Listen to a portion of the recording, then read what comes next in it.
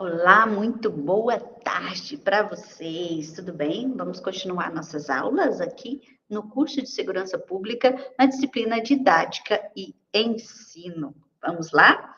Bem, nossa aula de hoje é a 12ª aula. Estamos indo rápido, concordam comigo? Vou projetar aqui para a gente conversar um pouco sobre o conteúdo de hoje. Muito bem, iniciando a projeção. Vamos lá, então. Nosso curso superior de Tecnologia em Segurança Pública, disciplina Didática e Ensino. Meu nome é Quildes Batista Vicente, sou professora de vocês nessa disciplina e contamos com as nossas tutoras, professora Thaís Bogo e Juliene Silveira. O tema da aula de hoje é Tendências Pedagógicas pós-Lei de Diretrizes Básicas 93, 94/96. Então, esse é o tema da nossa aula de hoje. Nós sabemos que a Lei de Diretrizes Básicas da Educação Brasileira é uma lei, né, que rege toda a estrutura e todo o processo educacional no Brasil. E a última atualização foi, né, a de 96, que atualizou, né, e que a partir daí, então, outras atualizações são feitas, mas atualizando essa mesma lei. Então, nós vamos conversar hoje sobre as tendências, né, que surgem após a LDB. Mas para a gente chegar nessas tendências pós-LDB, nós precisamos entender as outras tendências que antecederam essa LDB. Vamos lá? Muito bem.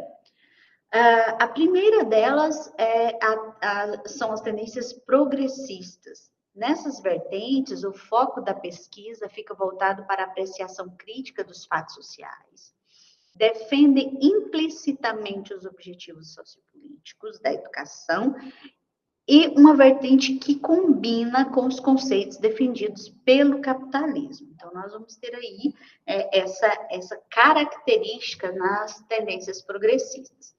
Que mais, professora?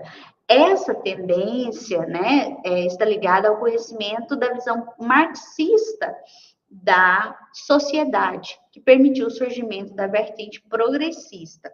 E essa, né, vertente progressista, ela tem 3 correntes. Vamos entender um pouco mais. A corrente libertadora, que é defendida por Paulo Freire, vocês já devem ter ouvido falar em Paulo Freire, é um ícone da educação brasileira e mundial, né, que ele é citado em muitas pesquisas, muitos textos, muitos artigos, livros. E essa corrente libertadora, dentro da tendência progressista, é defendida por Paulo Freire e liga a educação à luta do oprimido.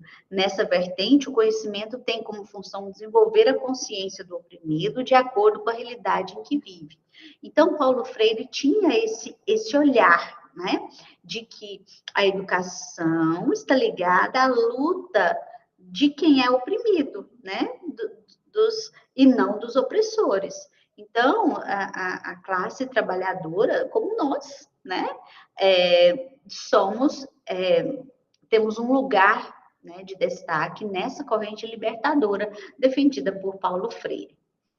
A corrente libertadora ainda procura, além da procura pelas mudanças sociais, a situação de libertar-se por meio da construção de uma consciência crítica, lado a lado com a sua classe social. Então, o que Paulo Freire defendia? Que nós precisamos ter uma consciência crítica, um olhar crítica, uma interpretação crítica do nosso contexto e da onde a gente está, da classe social que a gente pertence, né? Então, a gente precisa entender isso.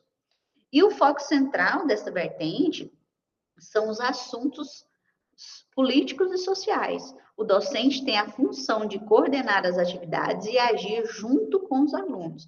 Então, nessa vertente da tendência progressista na corrente libertadora, tem essa característica, né, de o olhar estar né? O professor ter essa função de agir junto com os alunos, entendendo ali o seu contexto social, a sua classe social, para se libertar. Por isso, corrente libertadora.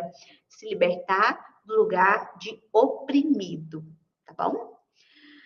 E nós temos a corrente libertária. Já nessa vertente, a busca é pela mudança na personalidade.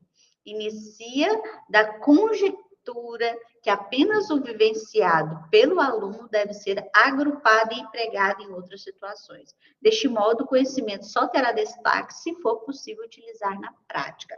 Então, a corrente libertária, ela já tem um outro foco. Qual é o foco, professora? Focaliza a livre expressão, a educação estética e o contexto cultural. Na corrente libertária, o aluno, né, está aí como um agente, né, daquilo que ele traz, do seu contexto cultural. E os conhecimentos, embora sejam oferecidos, não são cobrados dos alunos e o educador é visto como orientador à disposição do educando. Então, essa é uma corrente mais aberta de aprendizado, né?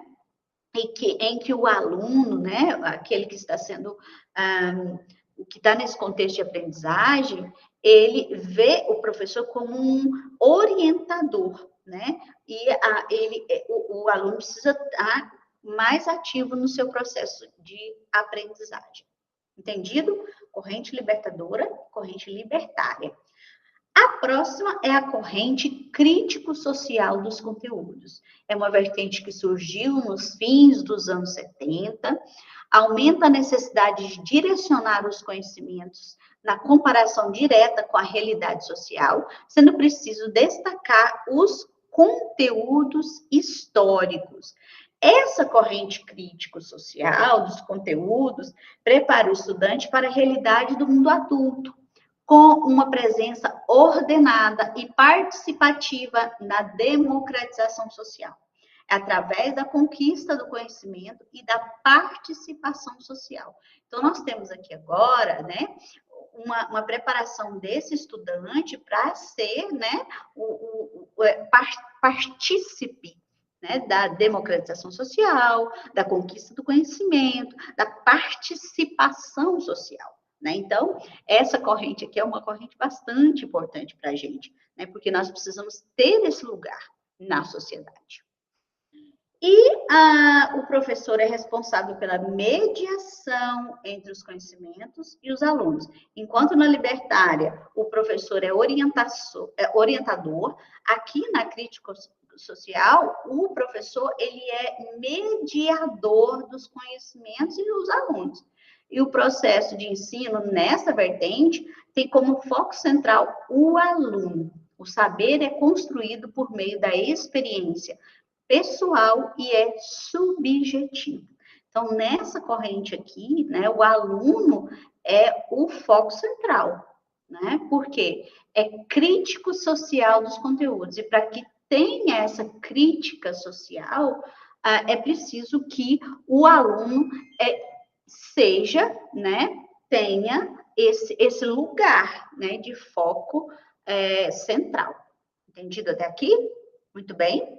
Então, depois que a gente já entendeu aqui essa tendência e as correntes, nós vamos então entender, primeiro, a gente estudou as tendências progressistas e agora a gente vai para as tendências pedagógicas pós-LDB, 93, 96/96.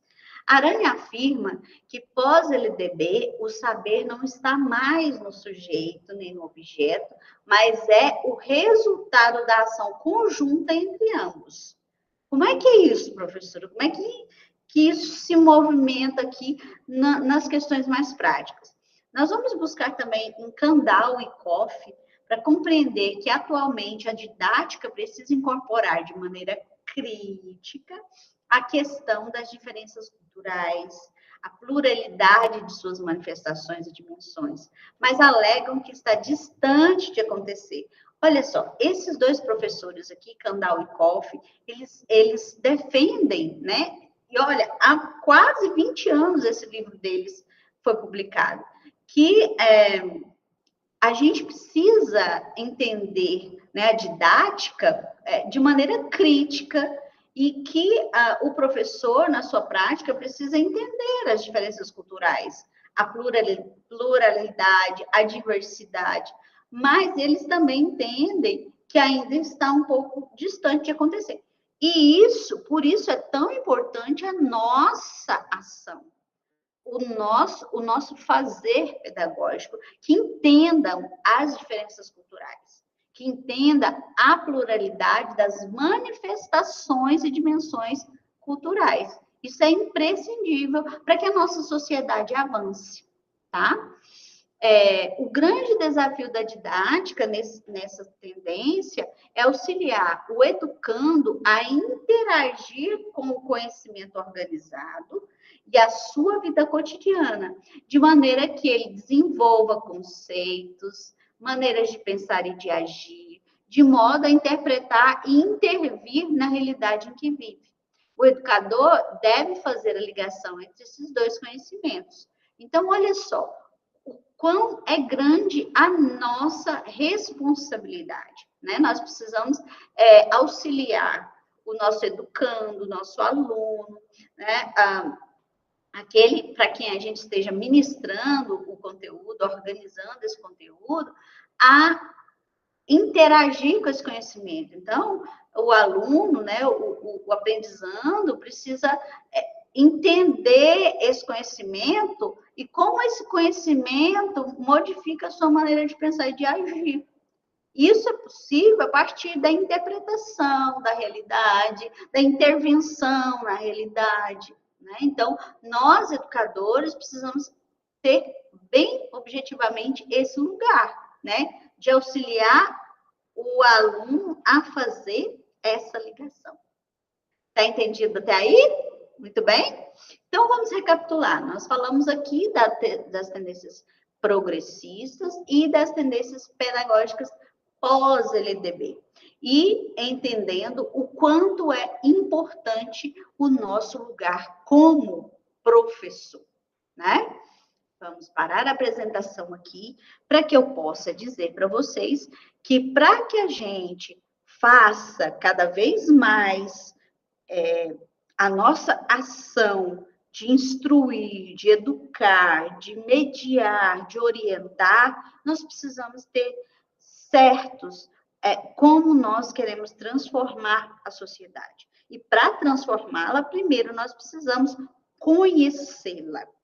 Por isso é tão importante que nós estejamos atentos às manifestações culturais, ao contexto social e a entender como tudo isso interfere na nossa vida e na vida dos nossos alunos. Tá certo? Combinado? Então, até a próxima aula. Sigam as nossas orientações, nossos fóruns e atividades. E até a próxima. Tchau, tchau.